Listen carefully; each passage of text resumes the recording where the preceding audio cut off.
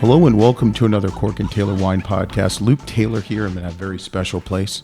But I just want to start out by saying, as an extremely effective and affordable wine preserver, we are excited to partner with Silvadore Brands as the official wine preserver. Open whatever you want, whenever you want. 100% Argon Silvadore Wine Preserver allows you to do just that. Go to silvadorebrands.com and click the For Your Home to Order. When checking out, enter Cork and Taylor in the discount code and receive 10% off your entire order. So I was a little bit late. I'm going to tell you the two people why I was late. First one was Jeff Smith, which could be a good or bad thing. Jeff is good. Yeah. Well, you don't know that. And then Ren Harris, who you might not personally know. I know Ren, but not as well as I know Jeff. But your father knew Ren very well, and they did a lot together. So the only thing I want to know, this whole podcast, then you can leave, and it might take a while, okay? Davies dozen. Davies dozen. Like Dirty Dozen, or? You tell me. What is the Davies dozen? The Davies dozen. You tell me. It sounds like a 12-pack box. Yeah, that never had 12 bottles in it.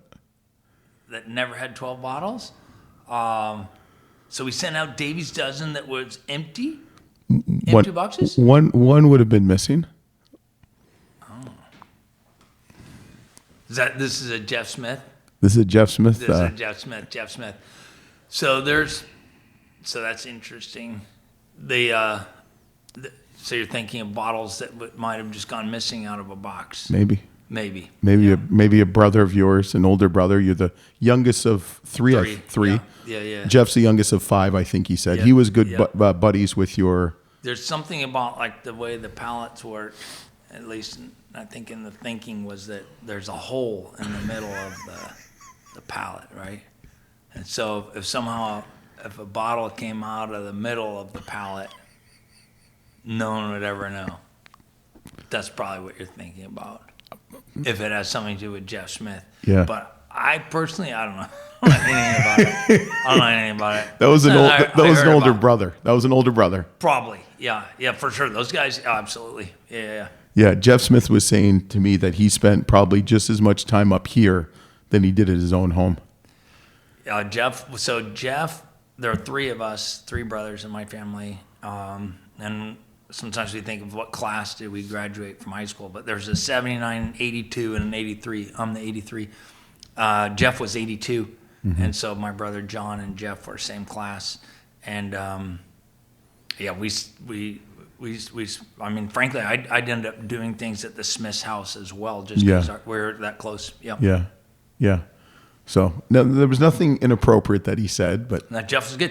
He was just actually in Champagne over the holidays, and so he reached out to me, and that was good. We were ended up, even though he was trying to visit places between Christmas and New Year's. You can picture people in France, they don't like to work that much, right? But definitely not between Christmas and New Year's. You're saying and that, so not me. We cast a few lines, but good news, we found a couple places for him to go in Champagne, so that was good. Really? Really? That just happened. Yeah. How much synergy do you have with Champagne? A bit. I mean, I've been to Champagne probably 5 times. I worked in Champagne for 5 months in 1995, so I did like a stage, right? Stage, yep. That was in 1995. And so beyond that, you interact with a lot of French people in the wine business, and they're in the United States. There's a ton of French champagne that is sold. They dominate the sparkling wine, the premium sparkling wine category globally. It's dominated by French champagne, and they make a lot. They make a lot more than anywhere else. And so we've been in a way you feel like you're a subset of. As we make very premium sparkling wines, we're a subset of that thing, and obviously in France you don't sell a lot of Schramsberg. In the United States we sell some, right? But even still, there's a lot of French champagne that's out there. A lot more of the Moët Chandon and the Veuve Clicquot, than the Schramsberg. But it's I feel a camaraderie with those producers and those brands and those sellers as well, you know.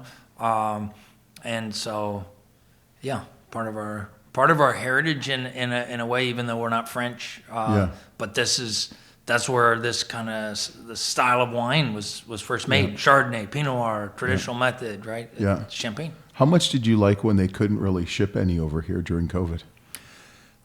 Did it help your business any? It did, but I think if the French Champagne guys were complaining, it's probably overstated. I think in general, they make it sound a lot worse than it is. French Champagne guys, they're doing really well. Yeah. They're doing really well. Yeah. Yeah. Super well. So you were born in 1965. Sorry to date you. You're not old. Correct. You're not old. Could be older. Yeah. I don't know if I'm as old as you are. 76. I might. I'm not as old as Jeff Smith. There you go. 76. I was born in 1976. No, I was junior high school. So your parents purchased the property when the year you were born? 1965. Yep. Yeah. So I read somewhere that you literally had wine in your bottles. Champagne in your bottle. That's what in my baby bottle. Yeah, in your baby bottle. Or maybe in your current bottle. I don't know. Maybe indirectly. Yeah. No, but I've been around it your forever. whole life. Yeah. Alcoholic beverages are good. They're good, right? Good. Yeah, they're good. They make you happy. Moderation. Yeah, good. Absolutely. Yeah, it's good. Part of good life. So what kind of made your parents decide to do champagne? They were motivated to do champagne, if you will. You know, sparkling. You can't call it champagne anymore. Right. Sparkling. But they were motivated to do something that no one else was doing. That was part of it. They grew to enjoy drinking, tasting, champagne, sparkling wines from around the world, if you will, and in their young married life, they were around other people that took an interest in wine and food. They were and even before they were married, they were in San Francisco, and so that was part of their routine, if you will. And then my mom was in the art business. She and a friend had a gallery. They were selling paintings off of Union Square in San Francisco. Kind of cool. A couple of gals in their mid-20s selling paintings in a gallery. And they had their own little business, the Hanson Peterman Gallery. My mom was Jamie Peterman. And so my dad at the same time was in San Francisco. He was a business consultant with McKinsey, and so working on Montgomery Street, kind of down around the corner. And so anyhow, that's what they were doing when they met. They started a family, and it was about 5 years into their marriage that they started Schramsberg. And so in the prior years, they started to think about a business that they might do together, what it might look like, what might they produce, what might they sell, and they kind of zeroed in on this sparkling wine thing and the traditional method. And no one else was doing this in California: Chardonnay and Pinot Noir and bottle fermentation. And then they were actually led to this property, Schramsberg, where we are right now, by a guy named Ned Smith, and that was Jeff Smith's dad. And so that's how they got here. Right? They had an idea, and he said, "Hey, I know these old caves. They're for sale. You might be able to buy that place." And it was a big deal for them to buy this place, and they brought in partners. They needed a lot more money than they had to not only buy it, but you have to invest in replanting vineyards, and you have to cash flow. You can have cash flow, and then too. you can't. And so they wouldn't sell a bottle for about 2 years, right? So so for the first 2 years of developing this business and redeveloping this property, there's no cash coming in. Well, and also too, this property was vacant for 50 years, right? There was some activity here in the interim years. So to your point, the Schram family went out of business right before Prohibition. So in the teens. Did they do sparkling back then? Still wines. Still wines. Oh, still, really? Yeah. They made reds and whites. Some were varietally labeled. Some were not. Some were, Burgundy, Chablis, type of thing would have been made. But also, you might see some bottles that had a Chasselas or a Zinfandel label, something like that. So that's what was happening here before. But they had dug these caves, and so the cave network on this property. We've expanded upon them, but even back then, there were over 10,000 square feet of underground caves where you had a constant temperature and potentially a perfect spot to store bottles, even though that wasn't necessarily how the caves had been used before. And so slowly they started to fill the caves with bottles. My early recollections of those caves were that they were largely empty, and now they're a lot bigger and they're largely full. Yeah. But yeah, it was they that's how they got here. This place was also called Schramsberg or Schramsberg, and that German name, sometimes you don't think of Champagne as having a bunch of German heritage, but it's there it is on the northwest side of France, getting closer to Germany. And so you have the Bollingers, the Rodrers, the Krugs, these are the brands, and the Tattinger, so Schramsberg, somehow seemed to flow in that genre. I remember them talking about that. Did your parents ever think about calling it something different? I'm sure they might have given that some thought, but from the get-go, they launched the Schramsberg sparkling brand. They would have had a little time to think about it because the first bottle wasn't sold until 1967, and they started in 1965, so they sold some sparkling wine in 1967. They would have had to buy those labels earlier in the year, So, but I think they like that. As they would articulate, they like that name to be the brand of the wine, and I think it somehow had that German parentage and that reminded them of Champagne a little bit. Yeah. Growing up here, did you ever think you'd come back, or did you ever even leave?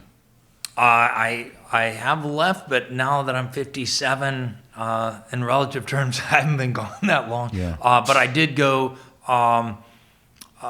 away. My parents actually suggested that I go. I actually went to a boarding school for high school. So I went to schools K through 8 in St. Helena in the public schools, and then went away to a private high school in Santa Barbara area. Okay. That was pretty fun as it turned out. And I thought, so it wasn't like a military academy or? No, but my first 2 years it was a boys' school. Okay. And then it went co-ed before my junior year. Did you like that? Because I have friends that went to an all-boys school and they hated when they had made it co-ed, which is funny. I would think it would have been fantastic. Yeah, I would. I'm with you. I thought that was fantastic. Now I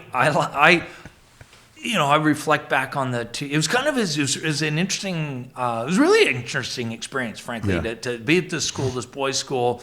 And when I showed up, I mean, most of the teachers were males. They wore white shirts and black ties, right? I mean, and it was gray pants, white shirts, black ties, glasses, all of them. Yeah. And hair was straight. They were smart, these guys, right? And they expected a lot. And it was at the time. Sometimes it was painful, sitting in detention day after day. But I made it through, and I do feel like it helped.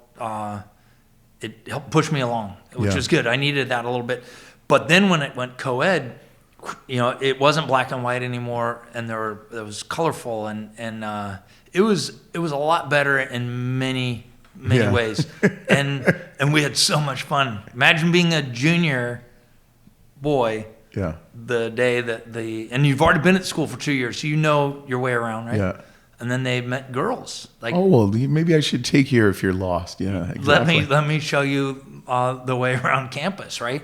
Awesome. Yeah. And so we had so much fun. I can't even tell you. And no one got in any trouble. And no, it was an amazing couple of years. But my junior year, I think will be one of, like, as my history is written, that should get a chapter. Your memoir could be like the junior years.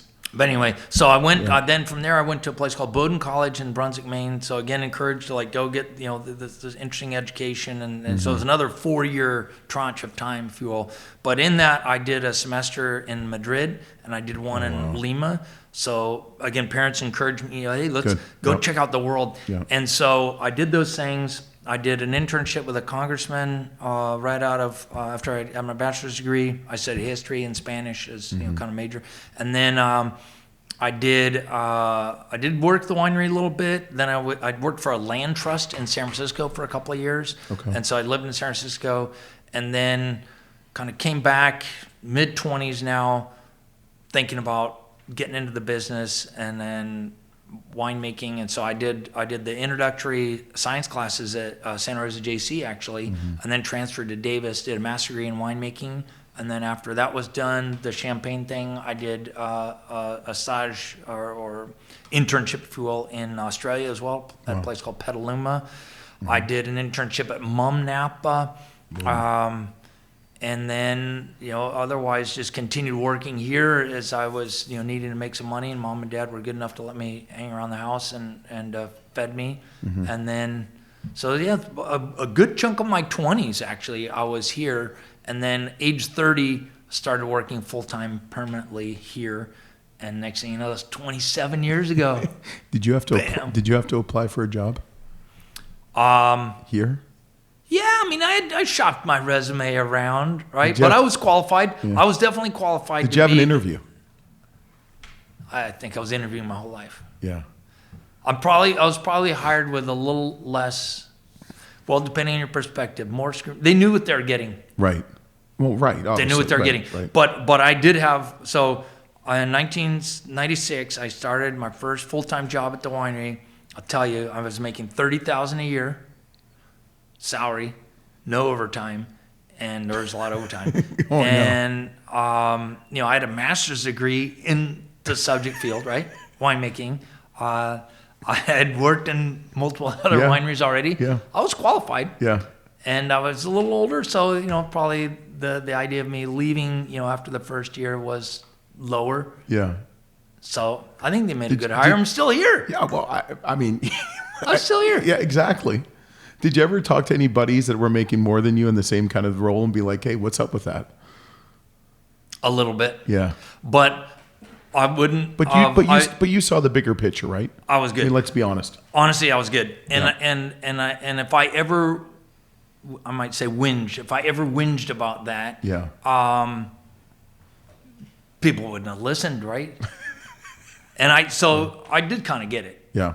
I was good. No, honestly, I was pretty darn excited to circle back and start working at the winery.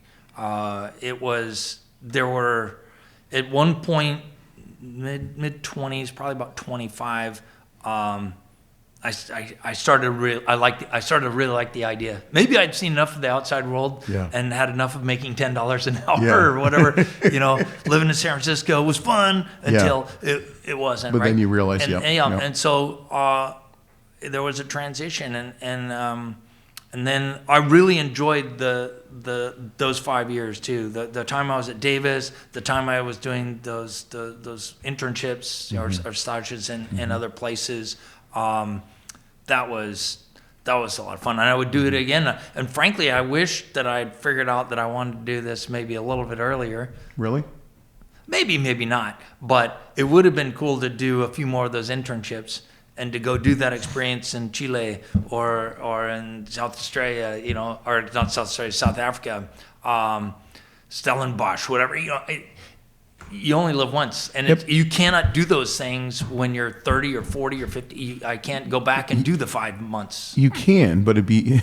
I can't. I don't think it's very smart. I'm not in a position to be able to do that. I can go visit, but I can't visit for 5 months. Yeah, but I mean, can you imagine what you did back then with all the different hoses and the grunt work? And Loved it. But it's funny though, and it's good. It's really smart of your parents to make you go experience other places. Yeah. Because it's only going to make you a better individual or, owner, president, winemaker than if you just were always under your parents' thumb. Definitely. But it was, so back to that, under your parents' thumb, honestly, I figured that I'd be working as the, kind of the junior member of the team and of the family for that matter for longer. Because my oldest brother was the sales and marketing director, I think was his title at that time. He was 4 years older than me. And then both my parents were alive, and both of them were also, they ran the business. Mm-hmm. But my dad's health turned, and so I started full-time in 96, and less than 2 years later, he was gone. Mm. And so it was just, all of a sudden, there you had to worry about more than the lab analysis, right, and then maybe put the hose down and right, go hit the computer and send a few messages or whatever. So it changed, but it was really the next 10 years were special for me because my mom was alive, and then she really took the helm and managed the business. She was our leader, if you will, and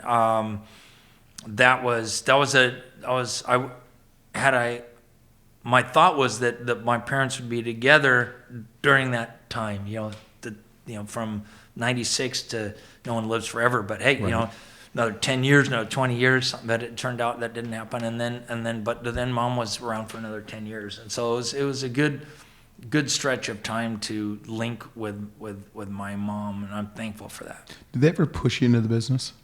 No, not really. They exposed you, obviously, but they never said like you have to do this. Encouraged. And I think there was a time when they really wanted to know if for sure I wanted to do this. Because this is not a 50%. You're like, I'm 50-50. Yeah, you got to be 100%. But by the time they kind of knew the answer to that question that I just posed, because I was at that, by the time I was, getting into my late 20s, I was into it. I was definitely into it. Although I might have had even more experience in the business than I did, and beyond just like making the wine. But it was, I think it worked out. Yeah, it worked out. All right, so we do this little thing called sip and spit. It's kind of a quick, painless, kind of makes you look at. You can pour some stuff. It's going to make you really think about your life, and you might hate me, but it's okay. I stumped Jeff Smith a couple times. Okay. And he did a photo with me after, which hopefully you'll do too. So, ready? First question: favorite champagne? Number one. Crude well, if I can, do I include sparkling wines from the entire world, champagne. Or do I have to only be in French champagne? French champagne. Honestly, it's like you taste some of those like a 1990 Salon or something like that. Okay. It'd be fun to revisit. And I say that because I think in some of my more formative years here, or 88, some of those are the first champagne vintages that were current that I kind of bumped into, right? 82 and is another interesting one, but yeah, I like the Salon, the Chardonnay, this specific spot, and it can be quite delicious. They age it for a good long time, and for, I guess someone who's listening, I mean, we're talking, these bottles are typically 12, 14 years old, something like that. You might drink them when they're 20, 25, 30, but they hold up so well, and they're so vibrant and lean and tart, and they taste, their vitality really it doesn't speak to 30 years of age. Right. So it's pretty cool, and not every bottle can do that, and that's part of the reason why I say that. Interesting. Favorite vintage, least favorite vintage? Least favorite vintage. Well, in the champagne world, they don't mark every vintage. Right? No, for you. For here, around here. Favorite vintage, I'd say, that you've honestly, been a part of. I love the 99. I love the 99. I probably always say the 99. I feel like that vintage was a late vintage. It was the first vintage that we had the new press and fruit delivery system installed here that I would have played a role in making that happen. And yeah, it was up to that point. That was like the best year that we had done of Schramsberg, and it was pretty exciting. So I'd love to go back and try the bottles from 99. Worst vintage or least favorite? Least favorite. Vintage? Let's do worst. That's kind of mean. Yeah. Well, 20 sucked. I'm gonna have to say.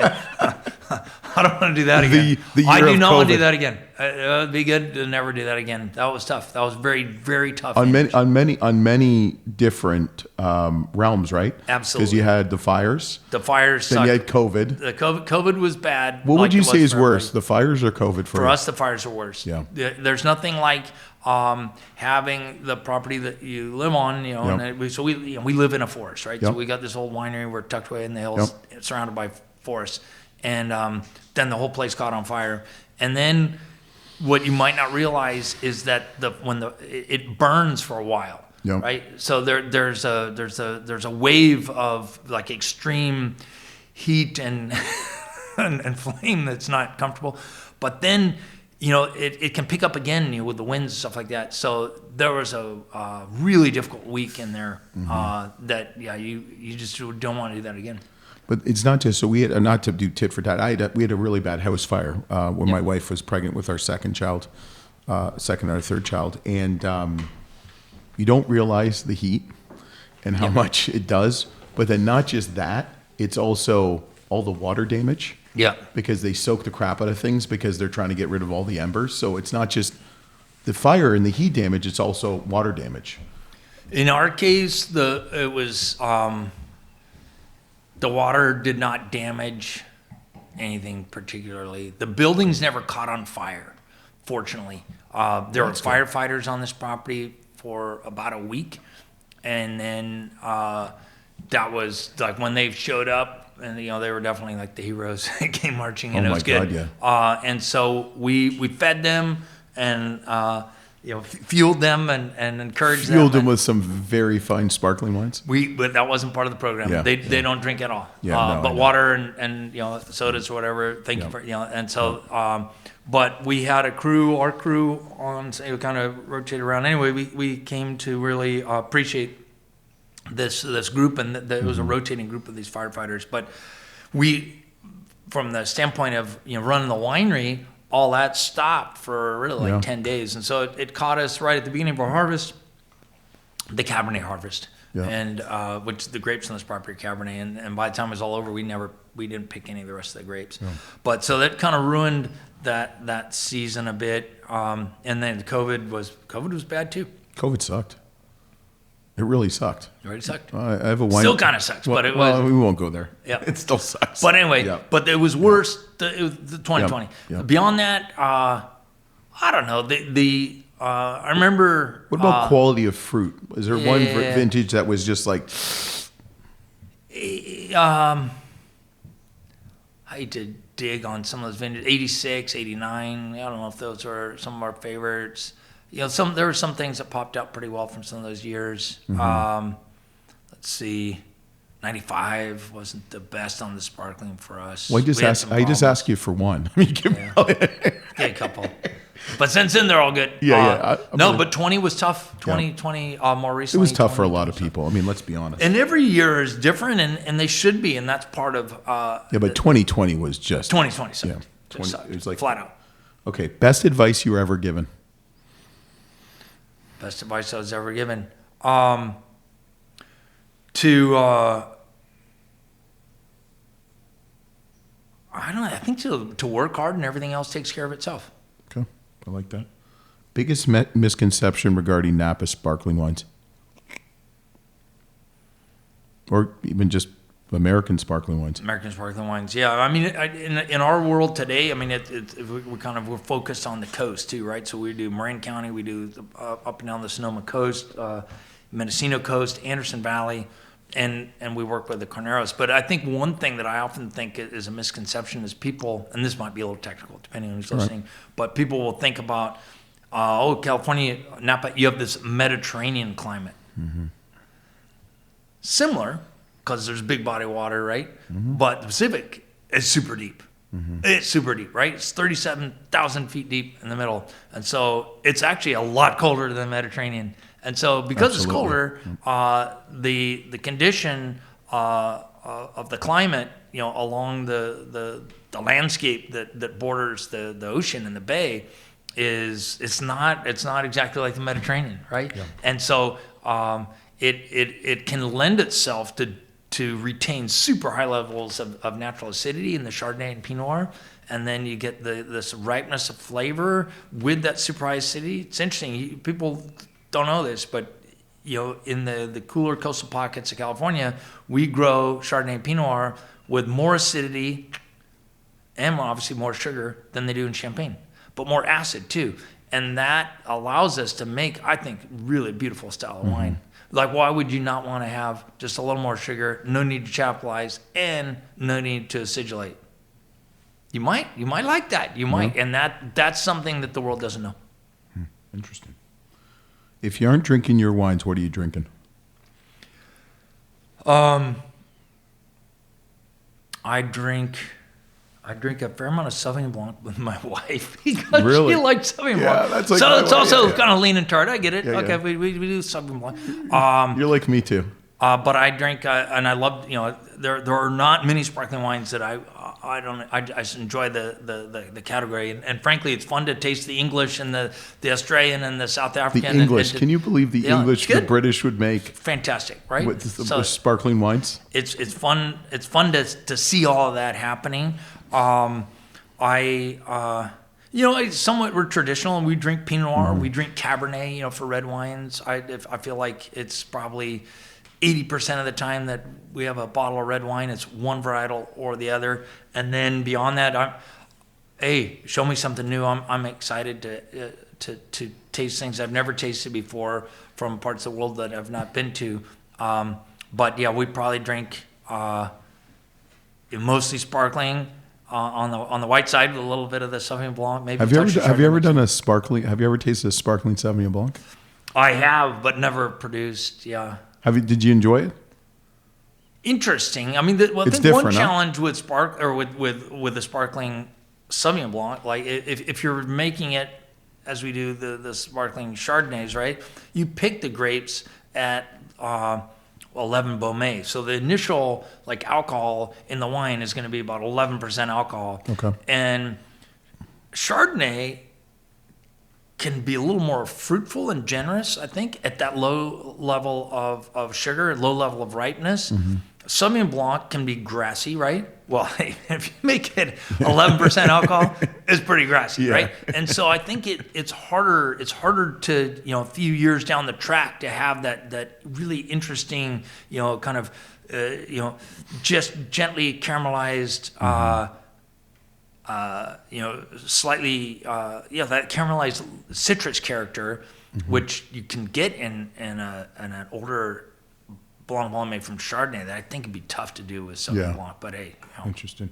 All right, 2 more questions. Most memorable or funniest wine dinner tasting?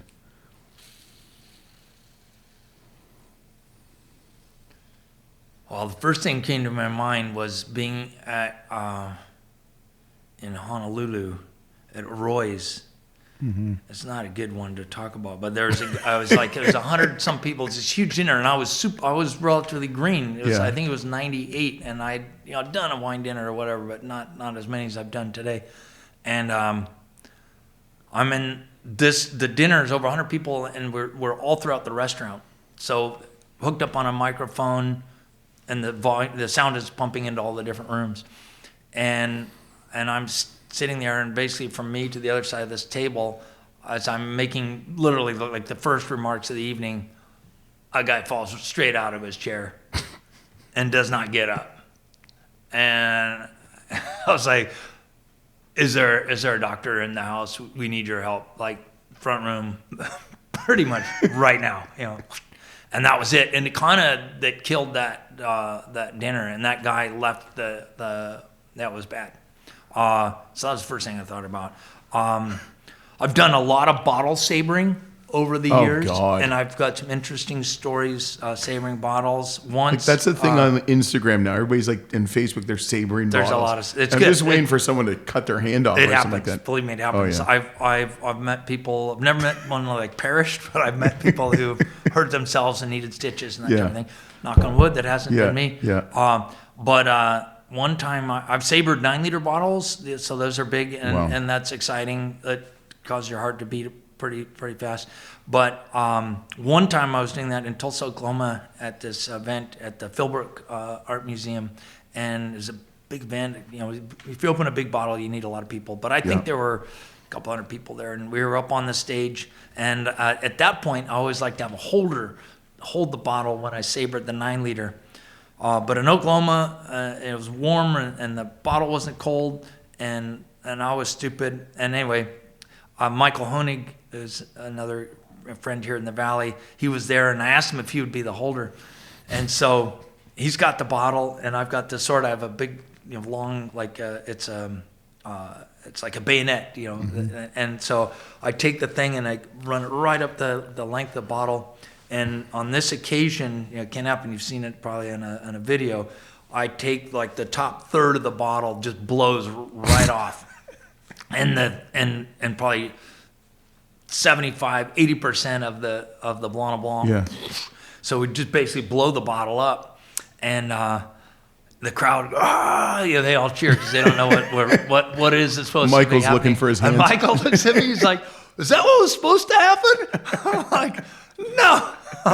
He said, "What do we do now?" So we get this bottle off the stage, like immediately, right? So we pick up as many of the broken pieces as we could, and we trotted off, and he took it very well, and we laughed, and we were both covered a little bit in glass, but more in the. Has he talked to you since? Yeah, he's good. We're friends. Okay, good. Still friends. But he remembers that. You're not doing that again. And I don't do the holder anymore, because if I'd ever blow, it wasn't good. It wasn't, and nothing. It was safe. Like in the end, we survived, right? Yeah. It's like the accident. Nobody got hurt. It's like, oh, it's okay. Oh my God! Last question, all right? Why aren't there more sparkling produced in Napa or Sonoma? Part of the challenge is it is a relatively expensive product to produce. And then you've got to sell it, right? We have to build the market for it. You have to build a market for premium bubbles, and so it's an interesting category. When my parents started, nobody was doing it. They carved out this little niche. But not many people were interested in what they're doing because people didn't drink that much wine, let alone sparkling wine. And then eventually the first French producer, the Moet people came and they would start. And I remember my dad thought that was so cool. There's like, wow, we did this thing. And the next thing you know, like Moet Chandon is right down the road and they're going to do it too. But I think our motivation has always been to make it top shelf. Let's go right after French Champagne. Nothing wrong with French Champagne, but we can make sparkling wines that will rival the best in Champagne. Yep. Absolutely. And I don't know if everybody else who's doing it shares the same motivation, shares the same drive, or game plan. And so if we're making it and it's got to be half the price of French Champagne, that's tough to do with the best Chardonnay and Pinot are grown in California. And so that may be tough. So you've got to make it, and then you also have to sell it. But I am encouraged. It feels like there's a growing category. There's growing interest, obviously nationally, but some degree globally in sparkling wines. It's not only about French Champagne or Italian Prosecco or Spanish Cava. And so you're seeing more California sparkling wines made, and my guess is that trend will continue. It's gradually gone that way. It's just been a slower growth, and it's a smaller slice of our California industry. Roughly 6% of all wine sold in the United States is sparkling, so it's still kind of a small thing, but it used to be 3%. So that's crazy. That's pretty good. Hey, things are looking up. Things are looking up. Looking up. Yep. And then you have the J. Davies line. Was that what did you guys do first? Was it the sparkling, or did you do both at the same time, or? Yeah, no. So my parents started with the sparkling. The Blanc Blanc was the first wine that we would make, 65 first vintage, and then we added to that set and gradually made a broader range of sparkling wines. But by the time we got into the 90s, to some degree, by the time we got to the 80s and late 80s, we came to realize, wow, some of the like the Carneros. This now we're down at the very southern end of Napa Valley, right next to the cold San Francisco Bay, San Pablo Bay, the northern extension there. And this fruit we were picking later, and it was coming with more acidity and a little more vibrant, bright, tart fruit character.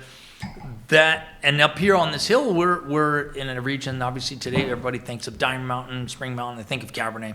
And so we were not the first to do Cabernet up in these hills, but we came to realize that might be worth worth a shot, as we were really feeling like our future with the sparkling was with these cooler coastal sites. So we own 46 acres of vineyard. We manage 46 acres of vineyard, grow grapes up here on this hill, all planted Cabernet since the 90s effectively. And then our first commercial vintage of our J. Davies estate, Diamond Mountain Cab, was the 2001. And so I think we're pouring the 19 in the glass right now. And then beyond that, we started to branch out with working with some Cabernets in other parts of Napa. Further, we started dabbling with Pinot Noir as a red table wine as well. And so fast forward all the way to 2023. Crazy to say that, right? Sorry, 2023. But there's Davies Winery. We've had our own production facility since 2012 in St. Helena. We added a tasting facility there in 2017. And then we make a nice range of Pinots from across the North Coast, and then Cabernets focused on the Napa Valley. Nice. So you're busy.